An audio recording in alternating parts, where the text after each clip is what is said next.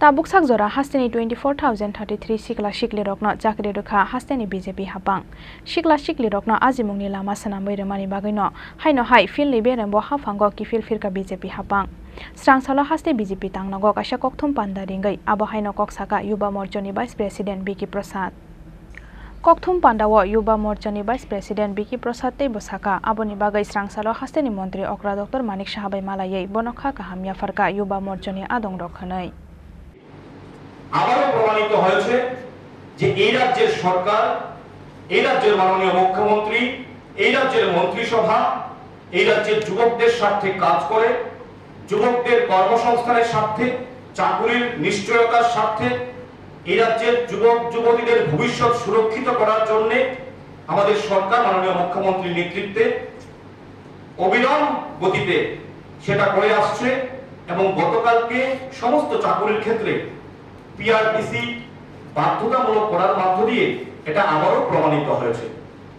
আমরা আবারও রাজ্যের প্রিয় মুখ্যমন্ত্রীকে ধন্যবাদ জানাই এই ঐতিহাসিক সিদ্ধান্ত নেওয়ার জন্য এবং আমরা দাবি করতে পারি যে আমাদের ভারতীয় জনতা পার্টির সরকার 2018 সালে প্রতিষ্ঠিত হওয়ার পর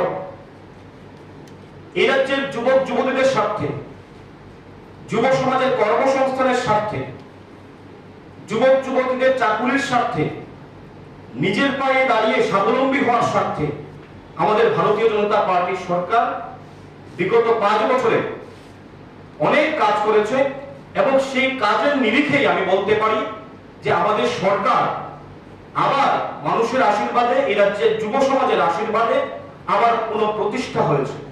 কারণ আপনারা সবাই প্রত্যক্ষ করেছেন যে বিগত 5 বছরে কোভিডের ফলে 2 বছর নষ্ট হয়েছে, তারপরেও আমাদের সরকার এই অল্প সময়ে এই রাজ্যের প্রায় 24,033টি সরকারি চাকুরির ব্যবস্থা এই রাজ্যের যুব সমাজের জন্য করেছে, যেটা সিপিএম এর 35 বছরে করতে পেরেছে বলে আমার মনে হয় না।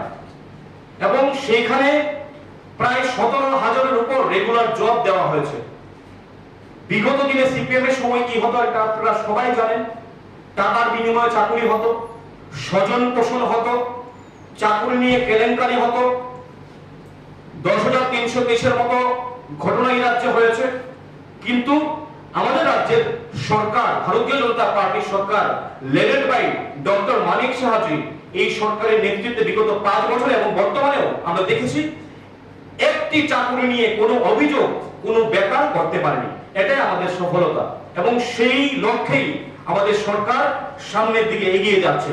আমরা প্রদেশ যুব মোর্চার পক্ষ থেকে মাননীয় মুখ্যমন্ত্রীকে ধন্যবাদ জানিয়ে আজকে সন্ধ্যায় আমাদের প্রদেশ যুব মোর্চার সভাপতি নবাদল বণিকের নেতৃত্বে একটি যুব মোর্চার প্রদেশের টিম মাননীয় মুখ্যমন্ত্রীর সঙ্গে দেখা করে ওনাকে আমরা ধন্যবাদ জানাবো এবং রাজ্যের লক্ষ লক্ষ যুবক যুবতীদের পক্ষ থেকে আমরা কৃতজ্ঞতা প্রকাশ করব এই যুগান্তকারী সিদ্ধান্ত, যুবদরদী সিদ্ধান্ত নেওয়ার জন্য।